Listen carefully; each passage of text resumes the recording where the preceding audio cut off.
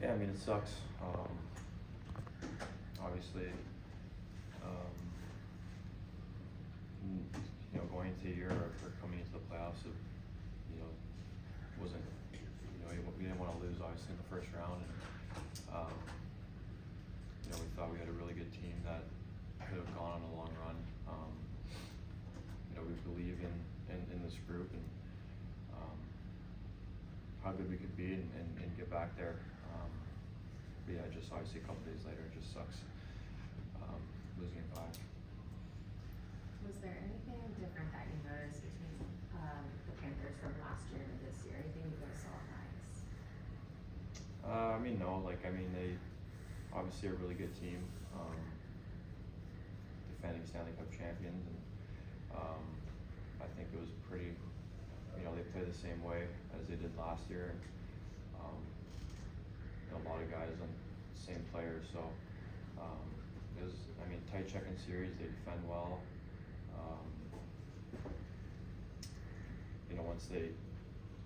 Once you win, kind of you get that feel of what it takes, and just finding ways to win games, and that's what they did. Can you just tell us a little bit about what it was like? Obviously, you and Hank were really close, but you both have had great seasons. What it was like to see him go down in Game 4, just kind of your guys' mentality to push through without him in the lineup. Yeah, it was tough to watch.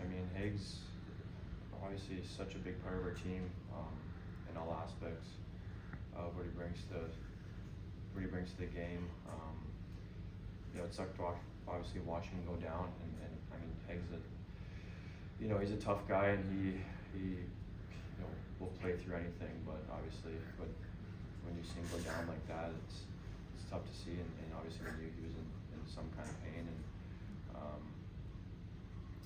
not having him, obviously, like I said, he brings so much to our team, and obviously the offensive side of the puck, but everything, just the physicality, the energy that it brings, every single shift, the hard work, and the vibes on the bench. So obviously it sucked not having him the last game.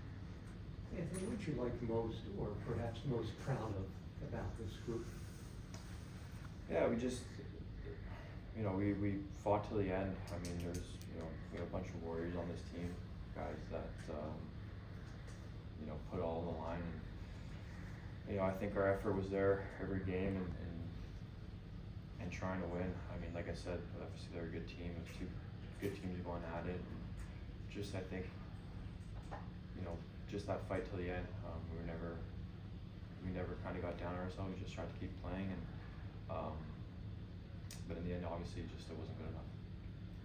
Andy, for you saw through your eyes on a lot of your offensive numbers this year. I think you talked about how much playing with Higgs has kind of helped you. But what do you kind of when you look at the season that you had, what's kind of been behind maybe that growth that we've seen, especially offensively? Yeah, just obviously finding that chemistry with Higgs, I think, was huge. Played with him for a couple years now, so I think just keep building each year.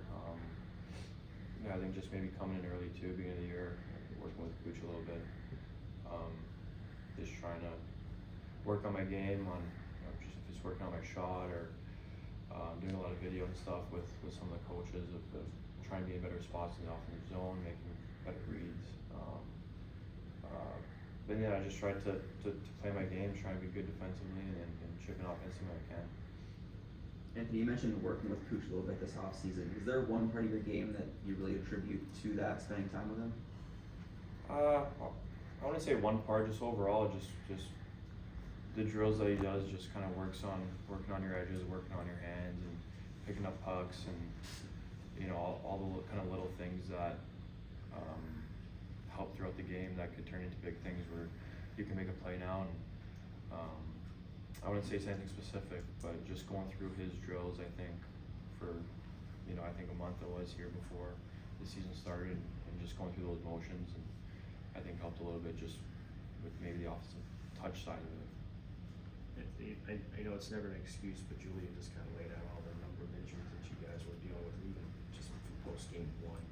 How does that affect the way that you can play, and maybe not be able to play at your top level as a team, not necessarily individually? Yeah, it's weird. We were fairly healthy, I think, the the whole season and kind of just hit us at once there. But I mean, guys are, like I said, we have a bunch of warriors in that dressing room and guys that are